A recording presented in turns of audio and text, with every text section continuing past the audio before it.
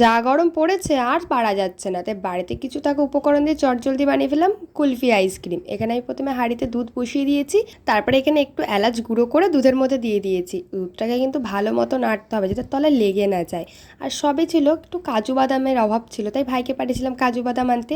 এনে তো দিয়েছে, সাথে কাজেও লাগিয়ে দিয়েছিলাম। এখানে নাড়তে নাড়তে কতটা ঘন হয়ে গেছে দুধ। তারপরে এখানে আমি কাজু বাদামগুলো দিয়ে নিয়েছি, তারপর গ্যাসটাকে বন্ধ করে এটাকে কিছুক্ষণ ঠান্ডা হতে দিয়েছি। তার মধ্যে এই যে কাপ, আইসক্রিমের কাঠি, গার্ডার আর কাগজ আমি জোগাড় করে রেখে দিয়েছি। আর এই চায়ের কাপে বানাবো আমি আইসক্রিম, তাই প্রত্যেকটাতে দেওয়ার পরেও কাগজ দিয়ে আর গার্ডার দিয়ে ভালো মতো এটাকে আটকে দিয়েছি।